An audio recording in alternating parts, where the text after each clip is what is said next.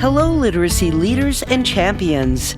Welcome to another episode of Literacy Talks, the podcast series from Reading Horizons, dedicated to exploring the ideas, trends, insights, and practical steps that help educators everywhere build and sustain literacy momentum. Our series host is Stacy Hurst, professor at Southern Utah University and chief academic officer at Reading Horizons, where reading momentum begins. Joining Stacy are Donnell Pons, a recognized expert in literacy and special education, and Lindsay Kameny, a Utah-based elementary classroom teacher. Today's episode looks at the need to integrate phonics and decoding instruction as an essential foundational component of literacy instruction on the road to meaning and comprehension. This is a conversation you'll want to hear and share with your colleagues. Let's get started. Welcome to another episode of Literacy Talks. I'm Stacy Hurst, and I am joined by Donnell Pons and Lindsay Kameny. We're going to refine maybe our thinking about phonics. And when I say refine, the reason I thought of this topic is because of a blog post that Tim Shanahan posted recently called, "What do you think of phonics first or phonics only in the primary grades?" So as I started thinking about that, I realized that going way back when we hear the phrase, the reading wars, phonics very quickly became at the center of that, those conversations, and they still are. And I think for those of us who are in a place where we're learning more about the science that goes into developing the ability to read and teach reading, it's important to understand, I think, the history of it, first of all, but then also know how to address it so that we can all work together to implement it in ways that are best for our students. Actually, this blog post, Tim Shanahan frequently does this, gives me reason to think, right? And I do respect him because he is his own thinker for sure. And I think he, makes good points that I thought we'd have a good time talking about today. And I know this is going to be a higher level discussion, but I think there's going to be a lot of practical application that can come out of it too. So I'll start off by asking kind of a general question to each of you. Why do you think that phonics got that role at the center of the reading debate or the reading wars? Well, I think it's probably the biggest area of difference between a more structured literacy approach versus a whole language, which was really no phonics. And then balanced literacy was just kind of phonics sprinkled in, but nothing systematic or explicit. So I think the huge movement right now, because I think it's the biggest weakness, is in phonics instruction. And that code emphasis approaches, has a lot of research to support. So I guess I think it's where the difference lies, the biggest difference lies. And so that's why it gets so much attention. Yeah, that makes sense. Donnell, what do you have to add to that? And I appreciate everything Lindsay said and agree. And then I'm going to add maybe my own 2 cents too. And I'm sure everybody's got a different opinion, and some of us might, have things that we agree upon, but it's all perspective, right? And also your experience. If you were an educator in the classroom, what years you were in the classroom, a parent of a child who struggled or didn't struggle, what you saw from that perspective, a person who struggles with reading as an adult and what you thought, went on in the classroom when you were young, what you didn't or did get. So I think this is a good kind of question for a lot of people to think about. And there is not one clear answer, I don't think. And I think that's also the challenge is I don't think there's one clear answer. But one thing I think that makes the debate interesting today and perhaps different than debates we've had in the past, and even Shanahan mentions the 1980s being a time when we made a shift again, is we have brain science. We are looking at fMRI scans of brains of children who are reading, and we're looking at what looks like a brain of someone who does have a challenge with reading and what the brain looks like when you don't have a challenge with reading. I think that's new. That's something my mom didn't have, who was a teacher in those primary grades. My mom was armed with a bunch of information and studies, and she really appreciated phonics. It sounded right and felt good to her. What she read and what was available felt good to her. All through the years, my mom promoted that, but she didn't have brain studies to look at. We do. That's a powerful tool, powerful piece in the arsenal. So when I hear people say, your pendulum's just going to swing again, I think, but if we didn't have those scientific studies and we didn't have the brain scans, I might agree with you. Yeah. And Shanahan mentions that pendulum swing. And I generally like to disagree that we're in that kind of a state. I mean, I think we'll have some back and forth as we get our equilibrium, but I feel like it is a movement with momentum, right? And as I'm thinking about what both of you just said and trying to answer that question myself, I think it is because, like Lindsay, you mentioned, it is at the heart of what is different philosophically. And we know now that the science of reading is based on science, not philosophy or somebody's opinion. But I think the heart of it is that on one side of those conversations, there were people who felt strongly or were taught that reading develops in a more natural way, kind of like speaking, and that phonics is not natural, right? That it doesn't happen like speaking. And so those of us who know better based on science, not just our own personal opinion, that, like Donnell, you were saying, now we have more data. We were guessing before, but now we have technology that can help us literally know what the brain is doing as we're learning to read and what it needs and how it develops proficiency, which came to be, in my opinion, an unspoken part of Dr. Shanahan's blog, because he was talking about how much time should be spent on phonics instruction in a classroom, and then everything else that goes into reading later. But sometimes that's the impression we get. And maybe it's because we're anxious. We want to get that skill down. Lindsay, I'm curious to know, in your estimation, do you have a time frame that you think phonics instruction should be addressed throughout the day, or something that's been a sweet spot for you? And I know you've taught different grades. Yeah. Well, I always have done about a 30-minute phonics lesson. And then if I'm going to have like some meaningful practice opportunities applying that, where we're kind of, that's going to go over the 30 minutes a little bit. So like if we're doing kind of our fluency practice and our, applying the phonics things in connected text, it tends to go a little bit over. But also we're working on fluency and comprehension and all that at that time. So it's not just phonics. Right now, because I just started teaching first grade, my phonics lessons are a little bit longer right now. And that is because we are learning the right way to act during our phonics lessons. And we're trying to get those transitions. And I'm having to really stop. Oh, we need all eyes up here. Oh, what are we doing with our whiteboard markers? Our markers are down. And so my phonics lessons right now are like 45 minutes. And that's because it's like the third week of the school and everything is a little bit slower. So, I love Anita Archer, how she says, have a brisk pace, have a perky pace. And I try to do that. But right now I'm like trying to really like learn our transitions. Yeah, lots of repetition. I remember that teaching first grade. How many times did we walk back and forth between the lunchroom and our classroom, practicing until all of our friends understood? Yeah. And unless you think that goes away, just today in my university classroom, I asked my students to close their eyes, and we were taking a poll, and, half the class had their eyes open. So I said, oh, some of our friends have their eyes open. Let's try that again. You just go right back into first grade mode. So you're saying 30 minutes, generally speaking, and then application time. Yeah. Donnell, how much is too much phonics instruction time-wise in a classroom? What do you think? Well, so I was hoping that I might get to maybe chime in on Lindsay's question too, of working with adult learners. So what do you teach with adult learners? And I was going to say it looks much like Lindsay's classroom, right?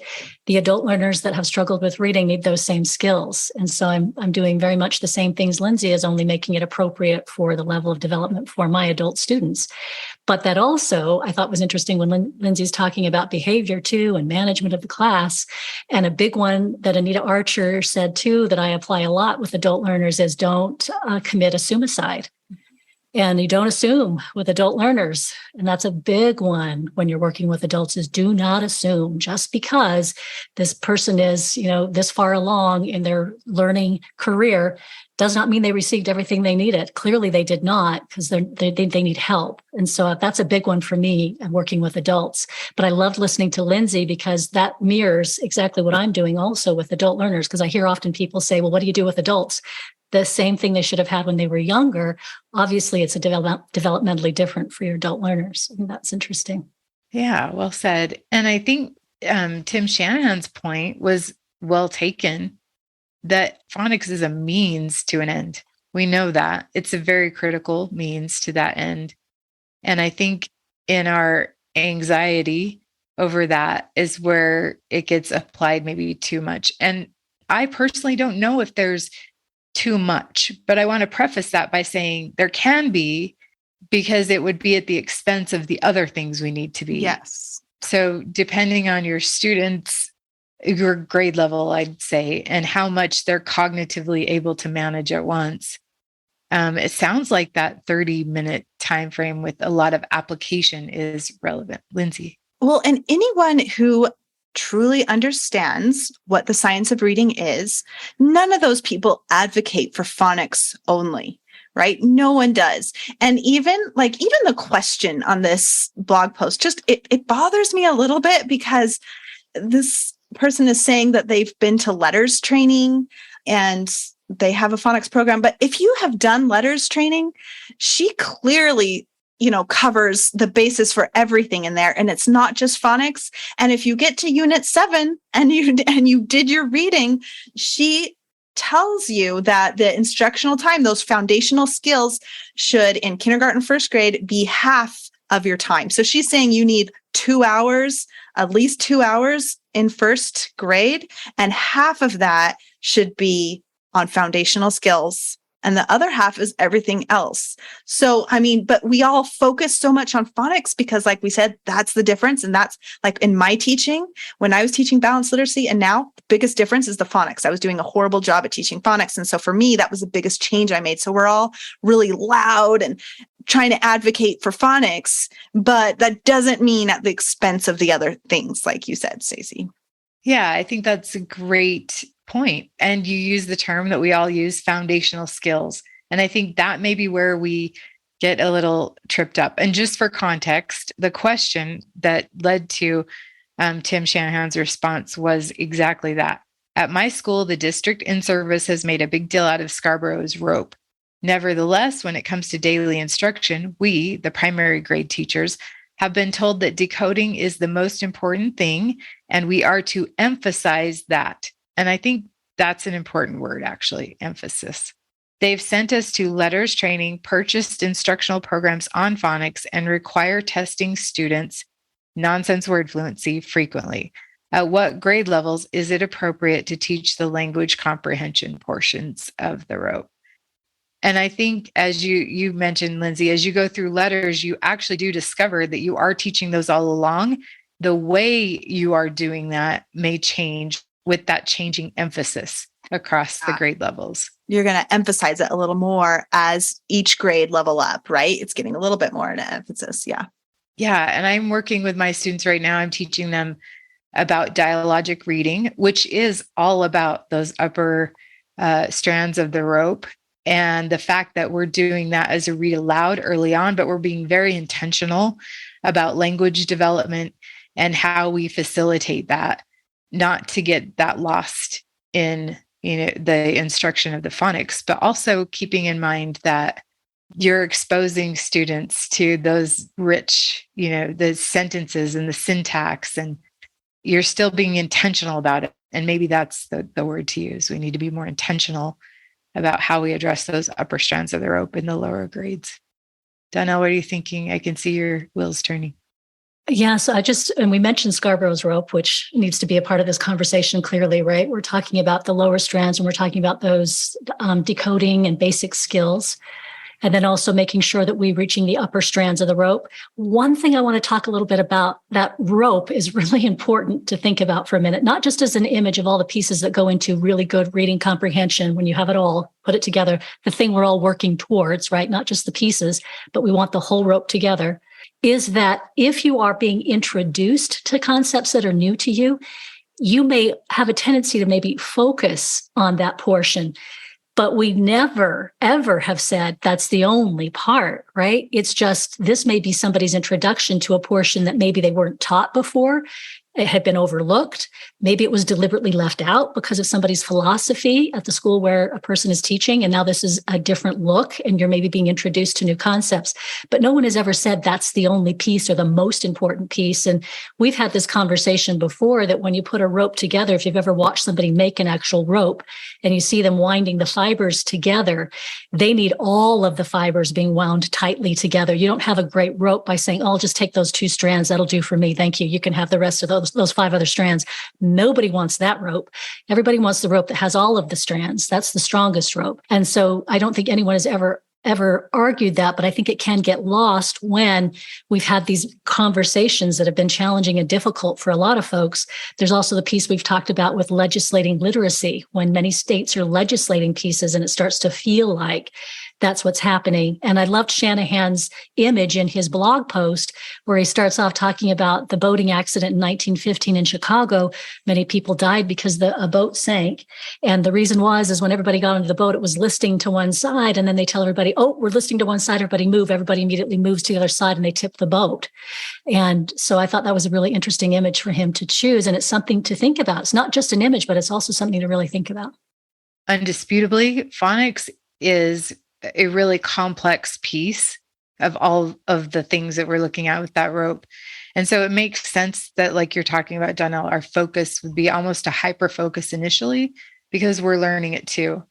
On the flip side of that, I want to say I know I have in the past, and I think I've seen a lot of teachers do this based on curriculum that's available. I think curriculum writers are doing this, but I think we are committing a suicide on the level of the higher level of ropes. We assume, because we've been speaking and listening for a long time, that we understand the complexity of spoken language. But when it comes down to having to teach it explicitly, I think that's when we have that illusion of explanatory depth, as they say, when you have to teach syntax rather than just use it. It's a different thing. But sometimes we feel like, oh, with the simple view of reading, well, we're going to teach phonics. We have our program, and that's the important thing, because language is language. And if they understand language, they're going to understand what they read. But I think the image of the boat, what is the tipping point? And there is a book and I think this probably fuels the conversation, especially for some people who've been around a long time. But it was the book by Diane McGinnis, Why Our Children Can't Read and What We Can Do About It. And I remember reading this book as a first grade teacher. And if I remember correctly, and that's a stretch, and I did not take time to look it up ahead of time, she recommends only teaching phonics first before you even hand a book to a student. You're teaching all those skills in isolation, and then you're introducing them to books. And I think that probably helped. I mean, Lindsay, I saw you react to that. What are you thinking about that? I was shaking approach? my head. I'm like, no, it's not just one thing. It's not just phonics and nothing else. Yeah. Yeah. And so I think that's probably where some people get misconceptions, that when we're teaching phonics, it is that drill and kill, and without context and without exposure to rich literature and text. I think that's an important point. Get all the resources discussed during Literacy Talks podcast episodes and stay up to date about webinars and other special events from Reading Horizons. Go to readinghorizons.com/literacy talks and subscribe to our podcast digest so you're always in the know about everything literacy. So I like this quote, which does come from the Letters Manual, and it says, an overemphasis on foundational skills can leave students bereft of the background knowledge, vocabulary, and language comprehension associated with content-rich text, right? And so, yes, I teach first grade. So yes, I have a heavy emphasis on those foundational skills, but I absolutely have to address the upper strands, and all the strands, obviously, but those upper strands of Scarborough's reading rope as well. And I'm not going to wait for them to be able to read before they get to do that. Yeah. And we know this through research that in the early grades, vocabulary is expanded largely through speaking and listening, But the number one way to grow your vocabulary is reading. And so, again, it's just that shift in the emphasis, I would say. So I know Shanahan used the boat example, but I think if you think about a boat, they do have equilibrium. They're able to maneuver through water, boats are, but they do go back and forth. There is that rocking back and forth. And I think when even the term balance literacy is misleading, because balance just by nature may be easy to achieve, but not easy to maintain, right? And so depending on our students, depending on the year, depending on their background knowledge, our boat's going to go back and forth a bit. But if we know what to address, then we're not going to capsize it, right? We're going to keep it moving in the water. Donnell. Stacey, I love that point. And to that point, looking back at the letters manual, because it was brought up and it is a big part of what's going on in teacher instruction these days. And it's volume 1, page 166, in case there are educators out there who have their letters manuals and they want to take a look. So Lindsay's already mentioned it. I think she was in unit 2 when she talked about this one in the second book.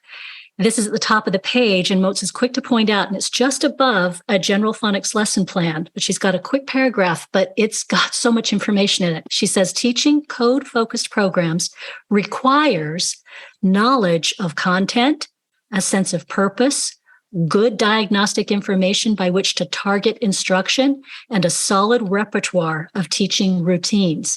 And Stacey, just like you were saying about a boat that rocks, you have information that dictates to you what you're going to do in a boat to maintain safety in a boat, right? There's a lot to know. There are things that you have to do. And just like teaching reading and with phonics, Moat says there are things that we should know, and she lists them very carefully.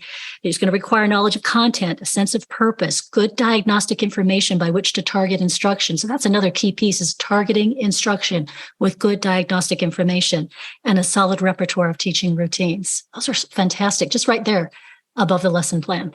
I also love that the science of reading isn't one discipline, right? It's not just the science of reading. It's the science of learning and the science of teaching. And we have to keep in mind what our students are capable of cognitively as we're keeping that boat afloat. I did find a really good infographic that we'll share in the show notes, as they say. But the title is called The Changing Emphasis of the Subskills of the 5 Components of Reading. And this is adapted from Michigan's Integrated Behavior and Learning Support Initiative. But it has phonemic awareness, phonics, fluency, vocabulary, and comprehension. And then by grade level, it kind of highlights the emphasis. So in kindergarten, the emphasis is on phonemic awareness, blending and segmenting specifically, and phonics.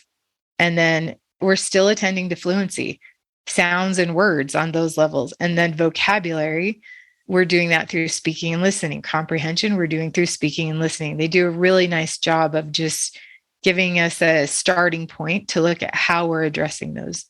One point that Shanahan made in his blog post that I thought was brilliant was a reminder, actually, about how that rope was constructed. And I do remember watching the very video that he was talking about. It was the anniversary of the reading rope, and Hollis Scarborough was speaking about it. And she said, if I had to go back, I would insist that at the bottom of the rope, they draw an arrow saying these skills develop over time. And we need to look at it from left to right, in addition to bottom to top. So I think this infographic helps us do that as well. So I am thinking practicality wise now, and I get this question all the time. It is an element of explicit instruction that we teach to mastery before moving on. We have all kinds of ways of referring to that: zone of proximal development. I do, we do, you do. When do you move on? Are we really mastering in phonics instruction specifically? Yeah, how do we measure that? Donnell. To quote Anita Archer again, because she said something that really stood out to me. She said, I do, we do, we do, we do, we do, we do, you do, right? And then may I do again, and we do again, until you do. So I thought that was really It was fantastic. It was great coming from Anita Archer because we love to make quick quotes of things, right? But I love that she slowed the quote down, went back and said, let's really examine that quote. It's a nice pithy saying, but let's really examine it, and really made me think about within my own teaching and watching other teaching. Is that really what we're doing? Are we really allowing students to receive a concept, work together with a concept, and then have independence with a concept, and then have the opportunity to say, wait a minute, I'm not quite sure about that concept. What was that concept again? That's really what I think is interesting. And I think that that's what I get to do as an educator of older students, is to really see where maybe they received the concept that sounded vaguely familiar to me, and I really didn't get a whole lot of we do, and I certainly never got to I do. And yet we were moving on. And that's really what people's experience with reading instruction has been over time, is there was a lot of I do, a few students did we do, very fewer students did I do. And I was left with a lot of other kids who were going, I can't even do that. And then there was blame, right? Oh, you can't do it? And we put it on the student, not the teacher. So Christopher Such, a few weeks ago, if you know who he is, he wrote a brilliant book. And I'm tempted to use my British accent, but it's awful. I tried to speak with that accent in England and I got called an Australian. So I know I'm not even close. He's British. So he wrote a book called The Art and Science of Teaching Primary Reading. It's actually an assigned book in one of my classes. But on Twitter a few weeks ago, he had a strand about phonics, and he actually was calling out, some of these refinements in our thinking about it. So one part of it is, which, in Twitter, you have to have many tweets to say this much. But one was, the key goal of phonics is not to explicitly teach kids the entire code. This simply is not how learning to read happens. The key goal is to teach kids enough of the code so they can begin learning how English orthography actually works through successful experience with text. So it's kind of a nice way to sum up everything the two of you have just been saying.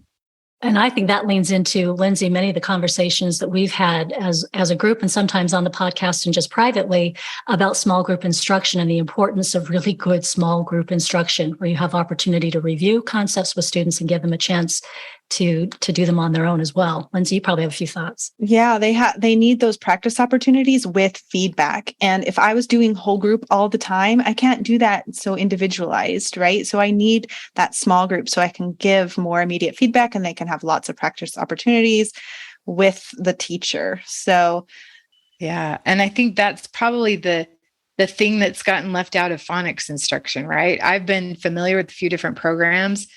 I won't name them, but they were actually, I can see why phonics gets the rap for drill and kill, right? And they were in isolation and there were no opportunities to apply it.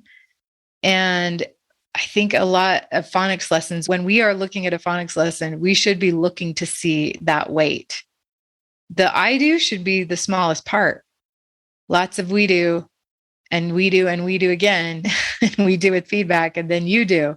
You do with feedback. And yeah, like you were saying, Lindsay, in small group. Back to your question about like master, how long does it take to master? Because not all the kids are going to, you have one phonics lesson and now, I got it. OI spells oi. Now I have it. No, they're going to need a lot of practice and you need that spiral review. And so I think it's okay to go to the next concept, but you make sure to go back, and then they have that space practice and that spiral review, and make sure you're bringing everyone along with you as you go. And they can apply it, right? Because that's the thing. I think that for those of us who have been teaching reading, I frequently say this to my students. I have to be explicit about this. Sometimes our own proficiency gets in the way of our instruction. As readers, it's rare that we have to sound out a word, right? And unless it's in our spoken vocabulary, we may or may not do it well. I always think of the name Hermione from Harry Potter. I had zero idea how to pronounce that. And it turned into that girl whose name starts with an H as I was reading it. Thankfully, is part of my spoken vocabulary now. But we do have something in science called the set for variability. And I think our role as teachers is to facilitate enough practice opportunities so the brain can do what it was designed to do, right? We're still helping build those pathways. I used to describe it like this, and actually I'll keep describing it like this because it's a fun way to do it. But then, Lindsay, you're about to experience this in first grade, but I always thought that my students were like popcorn kernels in whatever you're cooking those kernels in, same amount of heat, same environment, and some of them will pop at different times. I now know how to speak to that a little more intelligently.